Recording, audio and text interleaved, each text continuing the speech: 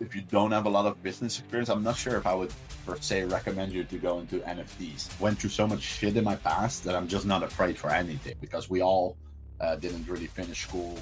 We built businesses because we always were into personal growth, learning from like Anthony Robbins and the big guys. And so we knew we wanted to combine all of that into a brand. As a little boy that looked up to my brothers and was kind of jealous of them and thought one day I will be better than them. Now I'm actually in the seat to scream their work from the roof. It's like my whole life I've been prepped for this. Sales for me is life changing.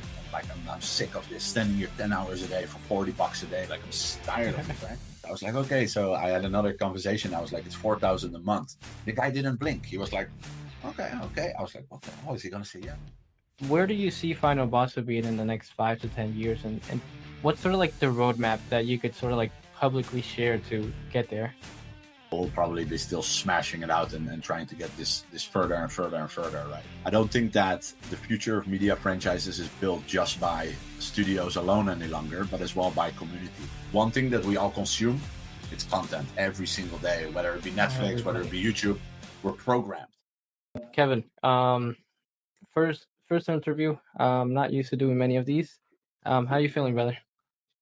Good. Excited to chat, man. We've met quite a while back now, so we're considered to be friends now, I think. Yeah, man. Met back in Paris last year. It was a Yeah. great experience. Since then, you guys have absolutely killed it. Coming up with the second launch, marketing has been absolutely crazy.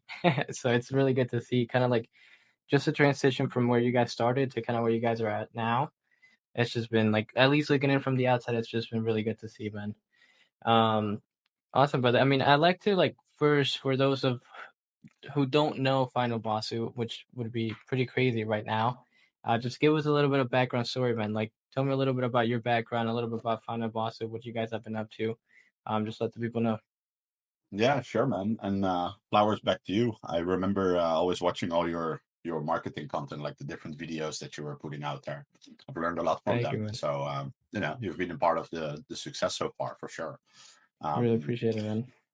yeah, if I would say how Final Boss started, I would really have to look at it from a more grown perspective. That when me and my brother, because I started this with my two older brothers, right? And really, when we were young, we were already very much busy with story writing and script writing, and especially my two brothers. We had a bit of an age gap, right? And so my two older brothers, they were always filming. When we would go on holidays, they were vlogging. I don't know how many movies they actually made. And this is like before internet was there, right? So they just did it because they were enjoying it. They would bring all their friends over, they would script the whole thing out, and then they would have to record over the last tape just to be able to edit. And they made so many different movies, like Psycho Shimmy, Black Sheep, Telekinesis. There was like so many different films, and it's always been like every movie that they did was slightly a little bit better, slightly a little bit better, slightly a little bit better, right? And then um, when I was 16, I quit high school and I joined my brothers in the company. They had a video production company, and they actually started it because they had this whole idea of let's make a lot of money, right? To buy our first like big cameras so that we can then make our own movie, right? And that was the dream. Let's go to Hollywood. We're going to do it big and be the first sort of Dutch people that would create like a worldwide known movie.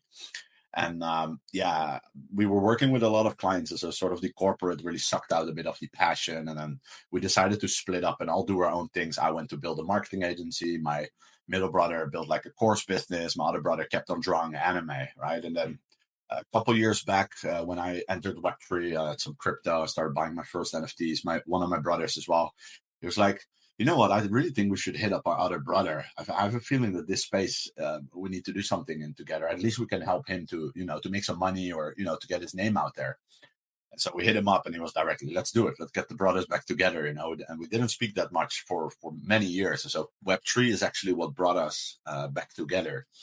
And so then we started, and I've never looked back. We left all our businesses behind and we went directly all in on Finalbosu. What initially started as an idea about building a brand around the ultimate final boss battles, right? In every video game, the end bosses are final bosses. We always thought these are so amazing. We knew that was an element we wanted to tell, and there was a big personal growth story that we wanted to tell, because we all didn't really finish school. We built businesses because we always were into personal growth, learning from like Anthony Robbins and the big guys. And so we knew we wanted to combine all of that into a brand, right? And actually, Final Basu today, yeah, it's all one big story to tell the against all odds mission, right? The against all odds story. And so, yeah, if people haven't seen it yet, like go and watch the Twitter. I think the quality really speaks for itself. But it's essentially I sort of the end goal would be to build the biggest fan-powered anime franchise known to humankind that's built by the fans for the fans, right, in a decentralized way. And so we have the classic characters, we have the classic story writing, script, like really high quality animation. But on the flip side, we want our community to own it all so that we can build it together as a group of people rather than just the corporation alone. Yeah. Yeah. No, I love that vision, man. And I remember you touched upon the quality of it. I remember when you showed me a couple months back before you guys launched the marketing campaign, the video. Honestly, it's one of the best pieces I've ever seen in Web3. Just like the quality, you guys have put into it. And to think that you guys are doing this all within, the tight budget that you guys have, within the small team that you guys have, like I can't imagine what you guys could do with, millions of dollars in your pockets, a massive team of, designers, this whole thing. Like I think you guys are one of those teams that's kind of like been building for a very, very long time. I I appreciate wanna that. Of course, man, of course, and that, like I said, I really mean it. I think you guys have just been killing it. But I want to dive a little bit more into maybe the backstory behind, you dropping out of high school. It's I would say similar. I never went to college. I kind of like took a similar path to you, where it's like, hey, like I want to do my own thing. I don't want to, follow rules, whatever. I wasn't the best in school. You dropped out of high school though, right? Like you didn't even make it to college. Like what was that process like for you? Like how big was the studio that you guys were running at the time? I'm just really curious to hear a little bit about like that story as well. Yeah, for sure. And I didn't even not make high school. I basically never went. Even when I say I dropped out of high school when I was 15 or 16, those years before, I also just didn't go. Right. My mom would literally drop me off at school, and the school would call her half an hour later, like, "Where's Kevin?" Right? I just dropped him off at school. What do you mean? He's not here. I would just run away, right? I would just be outside. Like I couldn't stand it to sit in a classroom and to listen to a teacher that was telling me about the history of the country. I just didn't care. Like it just didn't interest me at all. And it always felt like a waste of my time. Like, I'm not gonna sit here all day. I want to be outside. I want to be with my friends. I want to do stuff. I want to, I was also in an environment, maybe not with the best friends. If I now look back at it, right, like we were very ambitious, maybe in the wrong things, like, Yeah. and so yeah, it's kind of interesting. But what in that time I really like. I grew up without a father, right, and that always had a massive impact on me. I've always was searching for him. I always wanted his approval. Having a hardworking mom that was taking care of us, like our upbringing wasn't the easiest. So in that time, it had such a big impact on me that I was in a very depressive state as well, right, and I was really searching outside with my friends, on the streets, like always searching for something and kind of trying to find happiness, but I just couldn't find it. And so I would say that yeah, it took me some time to get rid of that mindset and that lifestyle. And now it's what fuels me every day, right? Because I feel like I've went through so much shit in my past that I'm just not afraid for anything, right? And I think I do a lot of stuff that most people just don't dare to do, and I just do it, and that also stems from that. So I'm actually grateful for it. Um, and the video production company that we started grew to a decent size. Like it all started really when my brothers were, I think, we had our first computer, and then my uncle had like the biggest dance school in the Netherlands. It was a salsa dance school, right? So I did salsa, like I danced a lot of Spanish dances. And my uncle had the biggest one in the Netherlands. He went to South America. He brought it over. So my uncle was always an entrepreneur. So we always kind of looked up to him, like, maybe we should also go that direction. And my brothers were really learning design by doing it for him for many years. And that sort of grew actually into what later became the graphic design company and video production. And yeah, at some point we did like a big commercial for like 50K, like what the hell? And that time was so much money. And we bought our first camera for like 30 grand, like what the hell? Like this is it, and then yeah, after that we kind of left it. It was a small business still, we're a couple of people, my Yeah. brothers, with some interns, but it was a really fun time. Good first business experience for sure. Yeah. I mean, at 16, man, like what else could you ask for, right? Like amazing So experience. You have the family. You're doing it with your brothers. You're smash. I mean, 50K. It's like not nothing, right? Like especially back then yeah, at at a pretty young age. I think I would say we have a lot of similarities in a way. Like for me, I moved to the US when I was about 10 years old with a single mom. My dad sort of like, my parents separated, they divorced when I was younger. And I just never really liked school. So it's like a very similar sort of like upcoming, interesting. I would say. Same thing, man. Like my uncles were always the entrepreneur types. Like I have an uncle that owns a grocery store in the US, another one that owns like a facility of, like doctor. It's crazy to to kind of like put it together. And I mean, just you're a big expansion, man, and like just seeing where you guys like have taken it has just been really, really good. I've over the past couple of days, I've kind of like been diving into your guys' story a little bit more, and I think your story and the reasoning behind your why you're doing what you're doing is really interesting. I love Mhm. for like the people that are listening that haven't heard your why. Like, could you tell us a little bit more about like why you do what you do and like what's the reasoning behind building Final Boss? Right, you had a marketing agency in the past that was doing good. You had the production studio. Why Final Boss now? Yeah, it's an interesting question. What's funny is that when I was doing my agency, I was working with restaurants and dentists from all around the world. I was running advertisements for them. And I remember always thinking to myself, like, I was trying to find my passion in it. I think a lot of young people, I think everybody struggles with finding their passion. It seems like everybody else has figured out, especially if you're a lot on Instagram, right? Like everybody knows their passion except me. Everybody has it all figured out. And I think that was always such a big thing in my mind. So I- when I started the agency, it took fairly fast off. Like I went quick to like 10, 15K a month. And I was for the first time that I made money, and I was like, what the hell? Like I felt, I could just do client work and make money. And I was just on top of the world. But somehow I always felt like there's something missing, where's this passion? Like, of course, I'm happy when I go to a dentist and he's like, you made me 25 grand, and, he was super happy with the work. It was fulfilling. And I was trying to tell myself the story. I'm gonna help all dentists from all around the world, and I'm passionate about it, but somehow it felt fake, and I could, for a very long time, I couldn't figure out why. And it was really until I stumped, like when Final Boss Suit got started, that I sort of realized that my whole life has been prepped for this moment. Because literally, if you look at it, my brothers were creating films, script writing when we were young. I was always watching them because I was a lot younger, and I always looked up to them. I always thought like, man, my brothers have so much talent. They're good in everything that they do. And I was sort of the little brother without the talent. That's how I always felt. And with Final Boss, funny enough, everything that you see, all the art, all the stories, everything is done by my brothers. I'm not the one creating that. What's my role? My role is screaming it from the roof. You Yeah. see how ironic that is? Because as a little boy that looked up to my brothers and was kind of jealous of them and thought one day I will be better than them, now I'm actually in the seat to scream their work from the roof. It's like my whole life I've been prepped for this. That's why also sometimes people say, how do you have this confidence that it's going to succeed? And I'm like, you don't understand the type of confidence I have in my brothers. I've been like built up like my whole life to this moment, right? And so I think there's a very deep meaning to that. Obviously, I feel like there's never one why. I think there's multiple whys, and I think you should really lean in on those. That's something that I really came to the conclusion, right? Like, I feel like I've been born for this. Another big why is my kids, right? I got two kids. I want to take care of them. I would be Yeah. lying if I don't think that Final Bosu one day will be $100 million brand, right?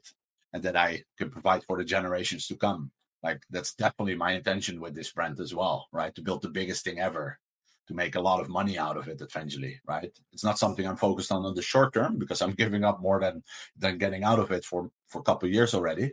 But I know that eventually it will pay off because I have this big brand vision. So I think that's another big why for me. And I think if I would look sort of, do you know Story Brand from I think it's Donald Miller? Um, it sounds familiar, but maybe you can dive a little bit more into it. Just give me like a quick Yeah, overview. yeah. So Story Brand is basically a framework. That's there's a book, there's a course, like all of it. You can check it out. It's super good. Basically, if I nowadays want to build a website or something, I would ask ChatGPT like, hey, write it in Story Brand's framework because it's so well, right? And some of the things that they speak about as well, that you have an external why, you have an internal why, you have like a philosophical why. And I think for us with Finalbosu, the ultimate why is, if I think of this ultimate vision that I said before, like, okay, we built this biggest anime franchise, it's fan powered, it does it different. But a very deeper meaning than that is that against all odds is our slogan. It's the mission, it's the culture we're trying to create. And that mission is already being fulfilled because on the timeline, people are screaming against the odds. People are experiencing it while they're listening to the interviews.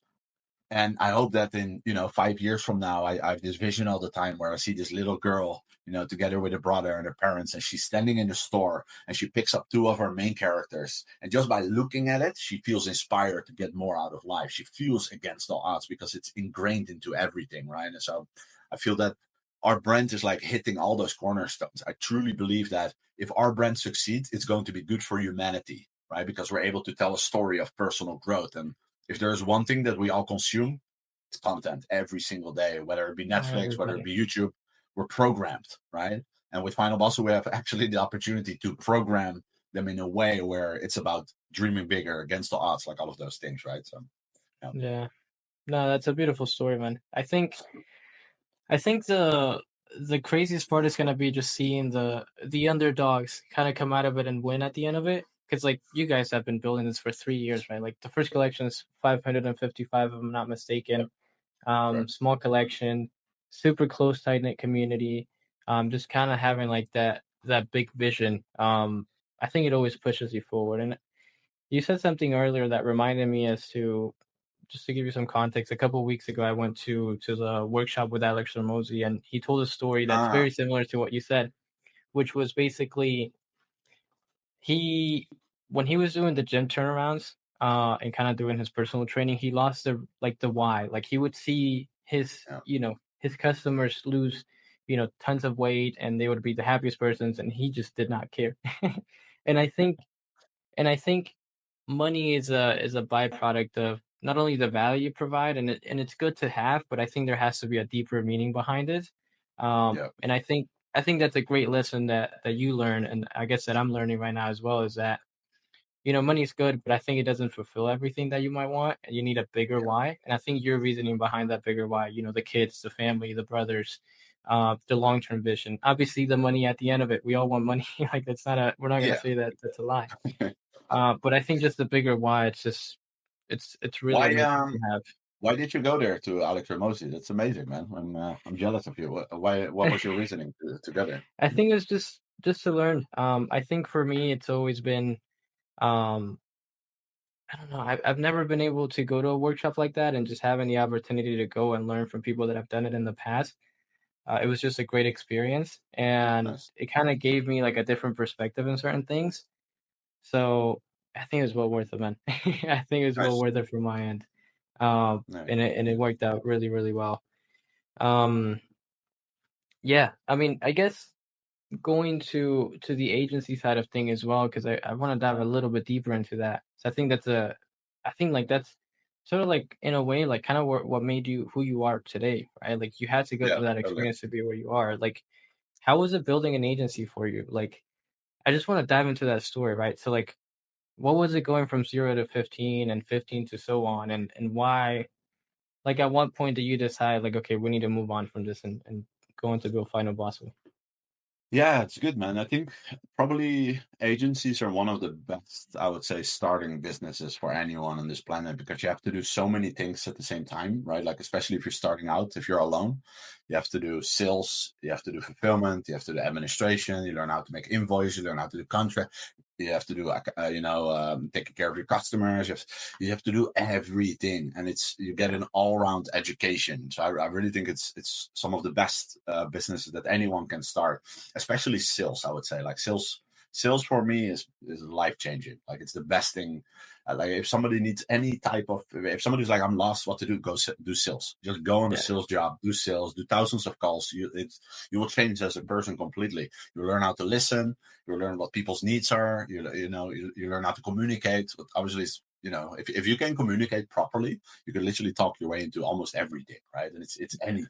You can influence people, etc. So yeah, it was fun. Like I actually I was working at a bar in the south of the island. I live in Gran Canaria, right? Like the Canary Islands. I was working in a bar as a PR in front of the door, like getting people into this place. And the owner came in, and he's like a guy. He's living in, I think he's in Marbella or something. He has like 70 restaurants all around Spain, and he comes by every couple months, right? I worked there for like 4 years, and he came by and he told my colleague, "Tell the new guy," right? And I overheard it, like, "Tell the new guy." While I was working there for 4 years, I felt so unappreciated. Like, tell the new guy, who you're talking to, you know? So I walked in, I took my bag, I said, "Fuck you, I'm gone," you know, and just left the place. And I was actually doing social media for them, for that place. I was doing Facebook for them. I was just making pictures and posting them every week, and I got like $100 for it, right? And so I was listening to Anthony Robbins in this time, Gary Vee, you know, everybody's starting about business. And my girlfriend at the time as well was working there. I told her, like, "Babe, listen, I'm gonna quit. I'm gonna start this agency. You know, I don't care what it takes. We need to get freedom. Like, I'm sick of this, standing here 10 hours a day for $40 a day. Like, I'm tired of this, right?" And so she was like, "Listen, I'll give you some time. You go and fix it." Man, I walked into every single restaurant I could find from 8 in the morning till 12 in the night. I walked in and I would ask for the owner. I would sit down and just pitch them on the ID, right? And I just did that month in, month out, relentlessly, right? And I started closing deals at the beginning, $100 deals, $200 deals. I will do a website for you for $200. You know, I was in troubles with making a website. It was really hustling, you know, but it was a good journey, and I learned a lot from that. And I remember that there was one person who had a bigger agency. He told me, like, "Listen, you need to stop underselling yourself. Next time you go in, charge them 4,000." I was like, "Are you crazy? I cannot even speak that. I cannot even speak that out. Like 4K? Are you nuts? You know?" And he was like, "Do it." So I was like, "Okay." So I had another conversation. I was like, "It's 4,000 a month." The guy didn't blink. He was like, "Okay, okay." I was like, "What the hell is he going to say yes?" And he didn't ended up doing it, but it changed my perspective on money, right? So I was like, "Okay, next time I do 2K." And then he closed, and I was like, "Wow, now the world is opening up." Because if I can get 5 clients at 2K, like, I make money, right? I was doing 20 clients at like $100 each. It's like not making any money. So it was a good experience, and then I started building it up, and eventually build it up really high level. I had an office, employees, like did the whole shebang. Then lost it all during COVID. Rebuild it again, but in a different industry, in the dentist industry. Got one partner on board, hired a couple of VAs in the Philippines, automated the whole thing. Made 10 grand a month without basically doing any work. That was amazing, because we were free. We could travel, could do whatever we want. And so, yeah, and then kept that going for a while. So the experience was really, really good. Like, it's definitely, I'm so happy I did that before doing Finalbosu, because it teaches me, now when I go on a call, I understand how psychology works. I've done thousands of sales calls myself. And so it helps me in every aspect of life, for sure. Yeah. Yeah. I love that, man. I think for me, when I was sort of like deciding my path, I tried a lot of different, I guess I wouldn't call them business, I would call them side hustles. They never turn into real businesses.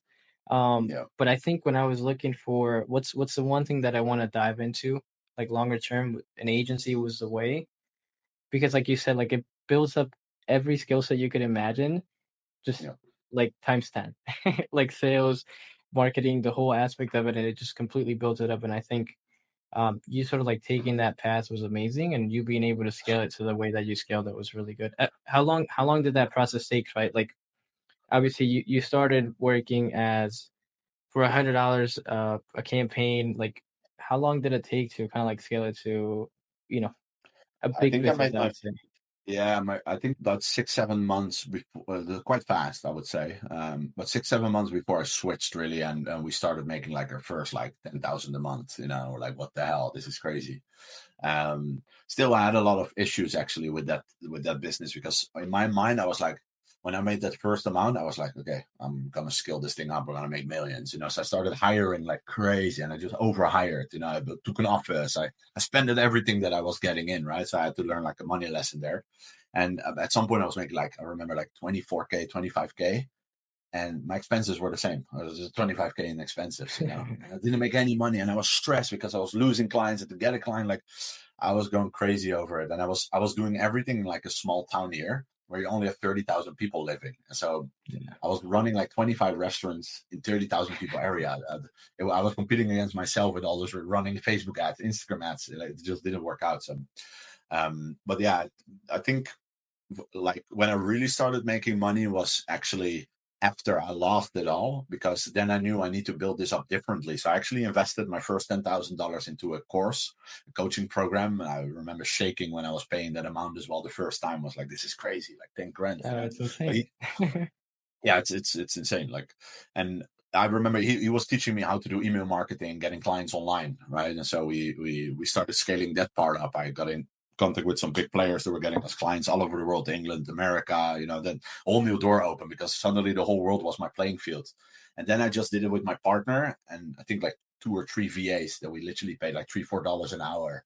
And then we made our first 15K, but we had only 2K in expenses, you know, and the whole thing was automated. And I was like, this is what freedom is, you know, because now I can just not work and make enough money, right? And so that was a really good eye opener for me as well. It's even making money, it's nice, but if you don't keep anything left, like there's Then what's the point? yeah, what's the Yeah, I point? think Literally, I think that's a really good lesson as well, man. Because I feel like people when they think of like I want to build my own business, I want to be an entrepreneur, they don't realize that they're buying themselves into a job that yeah, is not totally, 9 to 5, instead it's like 24/7, plus yeah, like the headaches of like managing people, running all these expenses. And I think people don't actually like realize that side of things. Um, and you just have to go through it to like actually understand it. Like you can listen to anybody that you want, they'll tell you, but unless you actually go through that process, yeah, I don't think you'll ever understand it. totally. Um, no, that's really great, man. I mean, I wanna also ask you what would you say out of running the agency and the businesses that you've have before Final Boss, what's been the biggest lesson that like you're taking either like throughout your life, through any other business in the future, or just Final Boss itself? What's been the biggest lesson you've taken out? I think the biggest one is that, like, first off, you can literally anyone can literally do anything. I think that that's sort of my thesis of my whole life, right? Because I really felt like I didn't have any talents, but just by working hard and just doing, I think anything that you do for a long period of time, you become good at. It doesn't matter what it is. If you do something day in, day out for the next 6 months, you're good at it, like, period. So decide, like, you have to decide what it is that you're going to spend your time on, right? Is it piano? Like, go and do it. It will be good in 6 months, or you'll be decent, right? It's the same with sales. It's literally anything. So that's a big one. I think another big one is that I think that we really we've often very much overthink, and I think you should just know what your first step is and take it, right? And that's even with now, because Finalbosu is a whole nother ball game. Even for me, that has done an agency, this is like an IP business. Is, you know, it's like Completely different. it's insane. Like, you have to understand that I personally don't have that much experience even in art and animation, and I had to learn it all, right? I had to sit down. I've like even like we've worked with about 20 animators, and I had to reach out to like 500-600 animators to get those guys, right? But that also comes from I did so many sales calls, right? And even with recruiting now I apply that. But even when sometimes you're like, okay, I've got this massive problem in front of me, it's very easy to go in overthinking. Wow, what is the first step? Let's do that. And then the second, and then the third, and you just take them, and you keep taking them every day again, day in, day out, right? Doesn't matter how you feel, you just take those steps. I think those are some of the, I think the biggest ones, because it's very broad and general, as in it doesn't matter what you want to build, you can do it as long as you know Yeah. how to take that first step, right? Um, yeah, Yeah. Yeah, I would agree with you there. I mean, I think a lot of people get stuck in the process of like just thinking of what they should be doing and actually not doing it. And I think that's what like that's where I see a lot of people and even founders in Web3 sort of like get stuck. It's like they think like, oh, I should be doing this thing, but in reality, like they never started and like they just sort of like get left behind. Uh, and I think that's a really interesting sort of like piece of advice, if I could call it that. Um, I mean, I guess just kind of going back to Final Boss and kind of what you guys have built there. Obviously, you've been able to build up a lot of um, like experience throughout everything you've done in the past. Where do you see Final Boss being in the next 5 to 10 years, and what's sort of like the roadmap that you could sort of like publicly share to get there? yeah. I always say that I always try to be careful with like the promises and rather deliver when it's there, right? Or when you actually have things in motion, because things just change so fast all of the time, right? You can literally have a plan now, and then you walk into a few, you try to solve those problems, and then you learn actually that it was not a good idea and you should change it, right? So, but I guess like the I think there's two big sides to it. There's one side where we're a classic media franchise, right? So if I think about media franchises, it's really about characters, it's about stories, it's about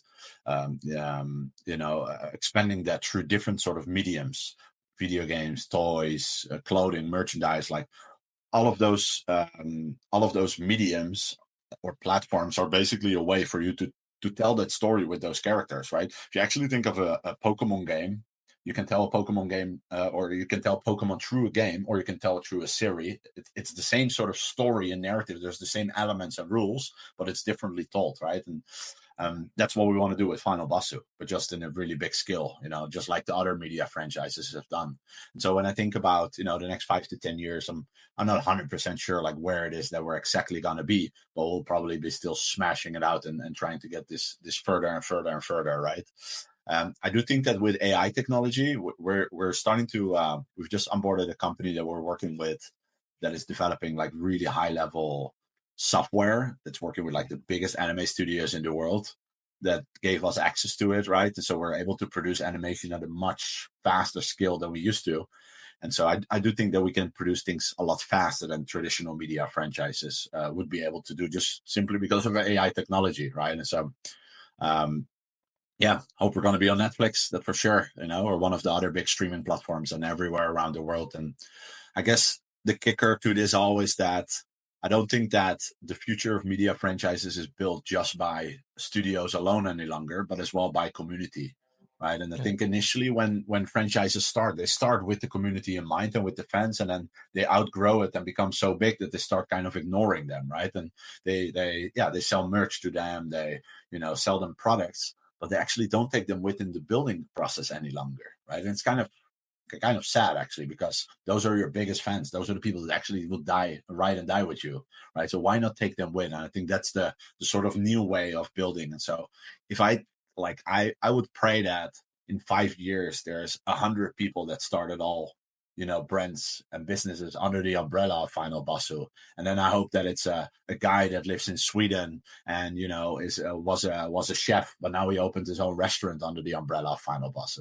That's what I would hope, right? And this guy now has his own business, almost like I would, I actually, when I was doing the agency business at some point, I bought another course online, and they told me to go do a coaching program, right? So I set my own coaching program up, did that for a while as well.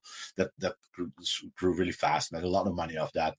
And so I see that combination between sort of what if Finalbosu almost takes like a coaching agency role, right, with the brand that we have, and we start onboarding people into our brand and help them build their dream life with the Finalbosu franchise. And as we expand, we can make their life easier and they can build brands, right? And we can all win together.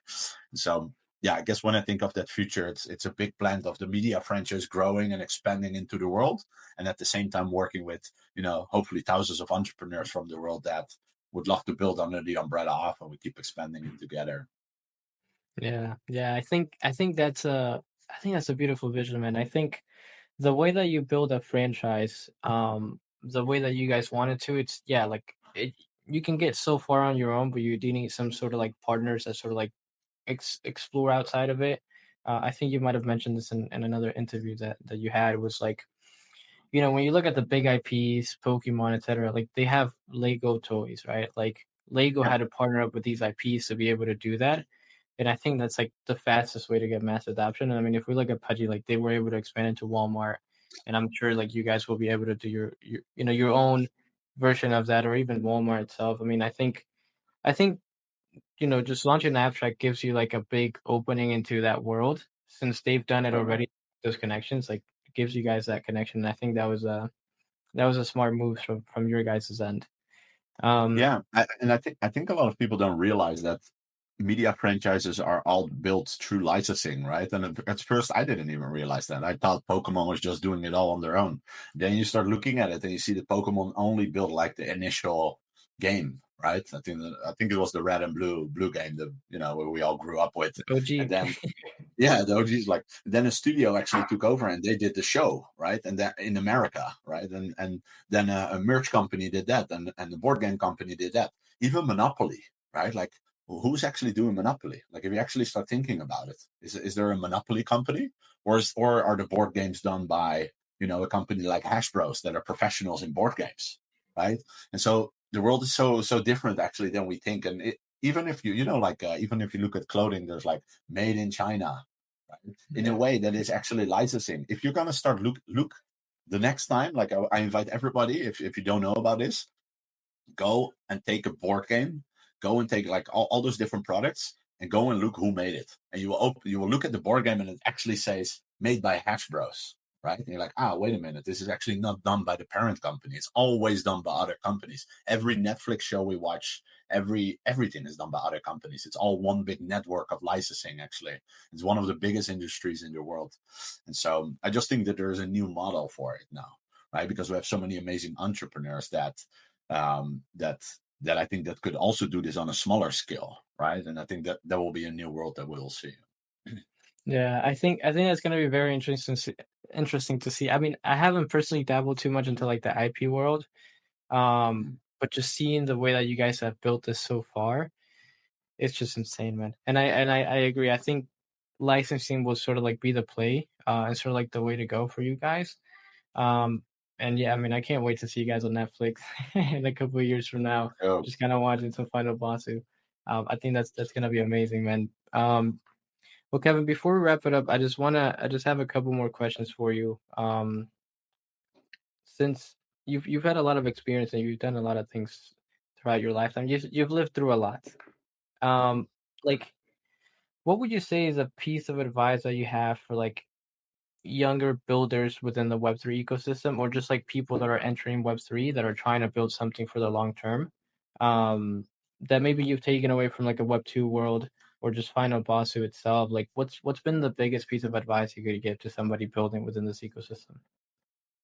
yeah, I think it's really depending on you as a person. I think you should try to find something that people care about, right? Like either go and solve a problem of somebody else. I think generally, if you want to make money, it's literally just solving problems of other people. People just pay to solve their problems, like all of it. That's basically how the whole world works.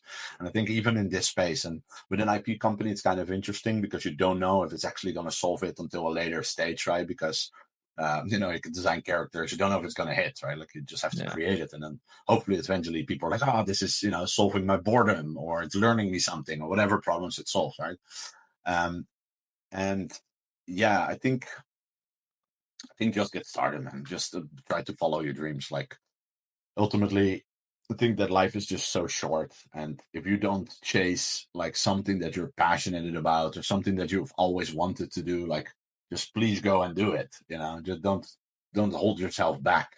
I think too many people are just living sort of in their 9 to 5, or like they're in their little bubble and are afraid really to take steps. But there's so much beauty actually on the other side, right? And it's all going to be stressful. Like a normal job will be stressful, business building will yeah, be stressful, but at least you're building something that's going to provide you with some type of freedom or excitement or whatever it is. And um, yeah, and I think don't be afraid to get it out there. Like if you have an idea, speak to people about it. I think that's when I started in Web3. Like literally the first thing when we had the idea, like okay, we're going to do Final Basso. The first thing we did, we created one art piece and we were working on that. And all I knew was, okay, I'm new in this industry. I need to get to know people, right? And so I literally just started texting people. The first person I texted was somebody that interviewed Gary Vee. His name is Eric. And I literally texted him and I said, "Hey, Eric, I see that you're in NFTs and stuff. Do you mind? Can I get 10 minutes of your time?" There's no problem. I had an hour and a half call with this guy, speak about NFTs. He was telling me about the world. And that was my first introduction that I had. And I told him, "Listen, we want to do something with anime, Japanese. Like, who do you think I need to speak to?" And he did me another intro to another person. And that person brought me to the investor that then gave us like, close to $100,000 within my first 2 weeks in this space, right? that's Just insane. by having two conversations. And so, and it was only by just sharing, hey, me and my brothers want to do this thing. We had no idea what we exactly wanted to do it, but he felt like, I want to be the fourth brother. And I was like, all right, become a fourth brother. Let's build this thing together. He had tons of experience. He had millions of dollars of land in Sandbox. So we were directly in the right circle. And so, sometimes just starting to talk with people, getting to know people, network your way into it. I don't know, like there's something about action taking and life. It's like once you start taking those steps, it's like, I don't know how to explain it almost. It's like the sea will open up for you, and it'll create a path and you will see it. And you're like, that's the way. And you just start following it, and you just start going. Um, you have to take some type of action, right? Because I always love like, what's his name? Anthony Robbins. He always says like that there's a lot of people always thinking about what's the name? The law of attraction, Yeah. and you're like in your mind, like one day I'll be a millionaire, one day I will be a millionaire. And Anthony Robbins always says, yeah, but if you're standing in a garden, right? And I don't know the analogy exactly anymore, but he's saying something like, you can think about like taking that flower the whole time, but if you don't fucking rip it out of the ground, you're not gonna have it, right? So you can wishful think all day long, but if you don't take any sort of action, like it's not gonna happen, right? So you need to step, you need to go. That's a great analogy, man. I haven't heard that one before, but I think it's like into the role that a lot of people uh, don't take the first step forward, sort of like what we talked about earlier. And I think the most powerful thing you just mentioned is that at least within Web3, like this works across all industries, but Web3 it's like on crack for some reason. It's your network. Like if you have a strong network, you know the right people, you position yourselves in the right place at the right time. I think luck plays a big role into kind of what we're Yeah. doing here. Um, I think you're like setting It's yourself up everything. for success. Yeah. Network is everything, man. Like literally, even if you think about it, like if you have a friend that's a billionaire and he's a good friend of you, and you want to start something, you can literally just ask him. Like the fact that exists, right? Like you really have to start asking yourself, like who you know and who can help you, right? There's so much money in the world. There's so many people with money. It's just who has your money, right? And so, We all yeah, know I think that somebody. we all know somebody, yeah. And network is just incredibly. And on the Yeah. downside, like I wouldn't especially if you don't have a lot of business experience, I'm not sure if I would per se recommend you to go into NFTs. I generally think NFTs are the worst business model in the world, right? Yeah. Like I was having this conversation with somebody the other day. Like imagine this. I used to with the coaching, right? I charge like 150, $200 an hour, sometimes half an hours, right? That's it. If I will now charge $200 for an NFT, I'm in debt with this person for the next 10 years. And Yeah. he expects me year over year to keep delivering him with value, right? Normally in half an hour will be done. The value is delivered. They will be happy. I will be happy. I'll spend that money the way I want. Now for this $200 of selling the NFT, I have to somehow magically give him value for the next 5 years. I'm not allowed to earn anything of it myself, right? It all has to go back into the business because Yeah. that's the expectation. And so, I don't want to sound pessimistic and negative, but it's definitely not the best business model to go in, right? In terms I of business. agree. I fully agree, man. I had a conversation not long ago with a project planner. He's building an IP company as well. They launched last bull market, massive company, tens of thousands of dollars in volume, or tens of thousands of ETH in volume. Um, and he told me the exact same thing, man. Building an NFT collection as itself, it is, I wouldn't say the worst decision you could make, but it's up there. Like you're indebted to people. All of the money is supposed to go back to the community. I Yeah. think there's a lot of like moving pieces that people don't actually look at when they're like, hey, I'm gonna launch a collection. They just see like, oh, I can raise 500,000 in a couple of Yeah. weeks, live ever after like after, and it's like From a business perspective, it's terrible. Like that'd normally be you would crazy. also talk if you like sell a dish in a restaurant, right? You sell it for, let's say you have a bill of $100. Maybe about 50% of that, or even in restaurants, like 70% goes to hard costs, right? Yeah, And then you maybe have about 10% profit left, depending on the restaurant, whatever. Like with NFTs, if you make $200 of an NFT, like think about it. Like if if you want to make some type of profit out of it, like there's nothing left of that 200 yeah, bucks at some point, right? So how do you want to provide value? It's a very interesting one, and there's obviously argument to make that the collective money you can do things with, and you don't need to focus on one by one. So there's different things about it, and you can sort of increase the value by building cool shit, and then they make money off it and whatnot. But yeah, it's definitely an interesting one. yeah. I think it's an interesting business model. I'm curious to see how it sort of like evolves over the coming years because I don't think it's sustainable. Like my perspective has always been Web3 is great to act as a launchpad Yeah, for startups that don't have much capital. And I think you guys like absolutely smashed that. Your first collection, you guys raised what, like 100,000, 200,000, like a couple 100,000 to like build on top of Couple this. hundred, yeah. Yeah. And I think that was an amazing move for you guys. Like small Yeah. collection, people who believe in the vision. You guys have been able to deliver all the way through. Yeah. And I mean, in a couple months, you guys were able to raise a couple 100,000. Like there's no other industry in the world that I know of that you can come Yeah. in, have Totally. have a community and raise a bunch of money to build what you want. So it's also like a big, I don't know, it's Yeah. like a give or take Pros and situation. cons. Yeah, Yeah, totally. pros and cons. Yeah, it's very interesting. But I mean, I guess last question I would have here is you've been involved in the space for a very long time. You've seen a lot of projects come and go. Um, what's the biggest mistake you see project founders make in the space right now? Whether that's when it comes to community building, marketing, product. Like what's been from your experience looking in like at other Mhm. projects, what's the biggest mistake you see them make? Um, it's something I think a lot about because I've observed so much, right? Like that's the blessing as well from launching a small collection, and I actually enjoyed the bear market because it gave us a bit of time and not craziness like constantly, right? And our community gave us time, and we could really watch like which projects are doing good stuff, which are doing bad stuff, or bad stuff. I mean, less effective, I would say. Yeah, I think that I think Web3 is a lot about trying to strike the balance between building an actual business fundamentals and telling a sort of narrative to the community that they care about. Because in the end of the day, like Web3, most of Web3 people don't actually care about the solution. They don't care if you actually build a big business, right? They don't care about that stuff. Even if we would go to Netflix, they don't care that we would hit Netflix. They care about the narrative of Netflix because that could pump up a price, right? Because now a group of people starts believing price goes up and you make money because that's I think you need to be very realistic in this space that there's a lot of people that care about the money part and you also need to be playing that game if you want to, right? You don't have to, but I think if you want to have prices up, floor price high, what are important metrics, like they say often like founders can't speak about it, but I'm quite open about it. I think floor price is an important metric because ultimately 100%. it's all about perceived value, right? And if you have a $20 floor price, people just don't care as much as they do if your floor price is like a 10K, right? Because now they have a financial, thing they need to take care of. And so I think you need to be playing those both games, but one can't go without the other because if you only play like that Web3 game, narratives, it's really hard to sustain that, in my opinion, over a long period of time, and it's a disservice to your business, right? Because if the money runs out and there's actually no money anymore, you can't pay people, like there's no business, it's gonna die out. So you actually need to go and build something that over a long period of time. And I think we're quite young as an industry.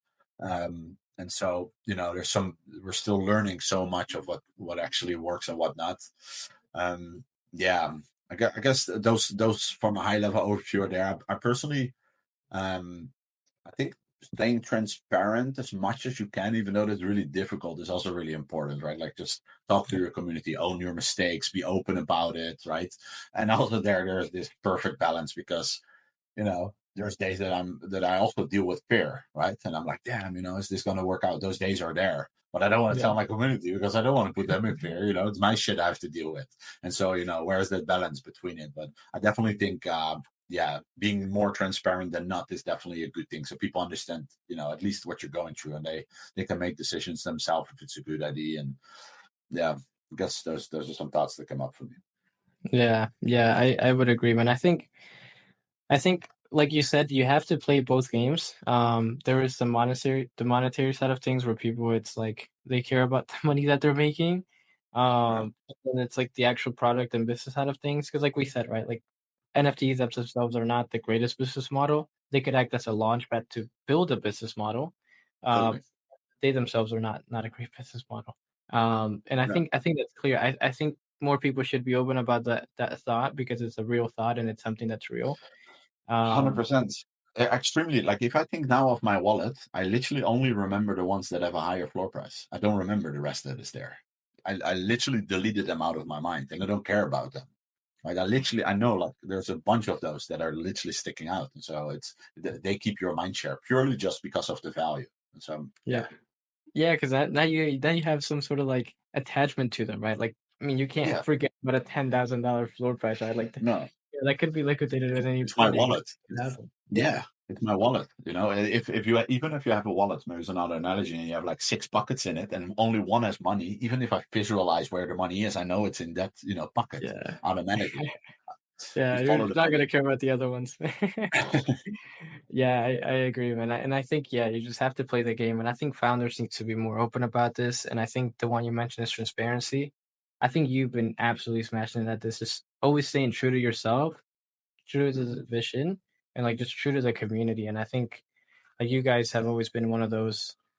Every time I talk to founders, I think you guys are a great example that I'm like, hey, like you guys should study what these guys have done uh, Mhm. because the way you guys have like built the core community, utilize them to get their feedback, to get their thoughts, to like help you guys build the final boss of vision. I think it's something that a lot of projects actually don't take into account and they don't do. And I think Yeah. that's something that should be done more often. No, Um, thanks. No, I appreciate it. One thing that I wanted to add real quick to that, actually, if we think about floor price, even, I think if you look at the examples of what we have in this space, and I'm not speaking per se, like, well, we could speak about PUBG and stuff, but I feel like they're in their own class, right? Like they're the best in the game. yeah, And so I would say and that's just the 1%, right? But the rest, the 99%, if you're a founder, the way that I try to look at it, at least, is like there's sort of a sustainable way of doing it and an unsustainable way, right? Like an unsustainable way for us would be, hey guys, we're doing a meme coin, we're dropping it in 4 days, right? Price will go up. We all know that, right? But what yeah, after? And if I think about it, it's really like, how can you get the collective group to believe that this is going to be bigger than it is today? And it's better to stay a part of it, right? I think if you can create that belief, and that comes really from showing up every day, showing progress, doing exciting enough things, having a grandiose vision that they feel like, man, this is huge. Like I want to rally behind this, right? Like it's important for me to tell like my ultimate vision for Final Bosso, because if not, if it's like we're gonna create like a one-page comic and that's our big dream, and people are like, okay, it's okay, but like it's not like the fact that we are hoping and dreaming that we'll take over the whole world, and with the against odds, like people are like, I want to get behind that, like I want to be a part of that. There's some type of hope, and I think doing that consistently is the only. And I think Pudgy has done that the best of everyone, right? Like they've shown that sustainability by just showing up day in day out and showing day after day, like this is what we do, this is what we do. And sometimes a bigger win, Walmart, people are like, what the hell, this is innovating the space. And then until the group starts believing more and more as a collective, then price will go up, and that will be sustainable in my belief, right? And I get sometimes even these questions from good friends of mine that are in my collection. They bought like 15, 20 of them. Floor price dips a little, and they're texting me, "Are we going to do something this week? Well, what can we do?" I'm like, "Oh, relax. Like I trust the told you already. process. Yes, give me years time, and I will build something massive, right? I'm not going to promise you to have a high floor in a day, right? I can't make those predictions and Yeah. promises, right? I don't know what's going to happen. Things fluctuate all of the time, right? But what I will know, we're going to build a massive business. We might succeed, we might not. It's an against all odds mission. It's impossible. Yeah. We're going to try to do it, and if we succeed, and I think we become like a big massive brand, I would assume that's going to have some type of influence on pricing and stuff, right? At one point, yeah. And I think, I haven't thought about it this way, but I think it's good to share the big vision. And like you said earlier, like it's always best to under promise, over deliver. And I think you sharing as a founder, you sharing the big vision isn't promising. It's just like, hey guys, this is what we want to do. This is what we want to achieve. If you're Yeah, with it, get on board. If you're not, it's okay. Move on to the next thing.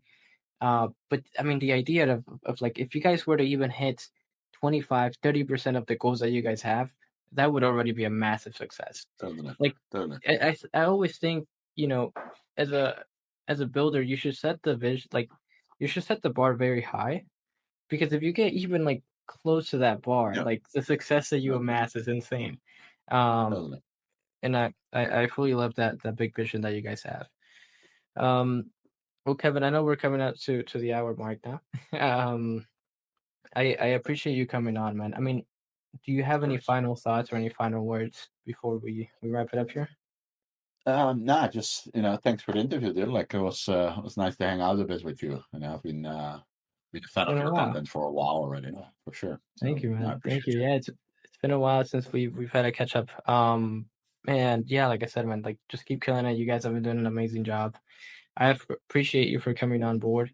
Like I said, first interview like I've done, so it's really good to have a close friend, I would say now, just come on board. And yeah, man, I love what you guys are doing. I'm excited to see the 5 to 10 year plan rather than the next 30 days because I think that's how long it takes. Mhm. Um, and excited to see when the min comes around. I know you can't drop Yep, much, but it's coming anything that soon. we can look Coming soon. forward. I think it's sooner than most Indeed. people think. Weeks away, I would say. That's Days to awesome, weeks. man. That's awesome, man. Yeah, I'm really looking forward to it, man. I'll support all the way as always. Appreciate you. And yeah, man, if you guys haven't checked out what Final Boss is doing, feel free to check him out, man, and keep killing it, Kevin. Thanks, You and the brother. brothers, man, you guys have been doing it amazing, and I've been seeing you on a lot of interviews and podcasts lately, so it's been great to see. Thanks, bro. Yeah, of course, man. Well, you have a good one, brother. We'll catch up on the next one, man. Yes, sir. Thanks.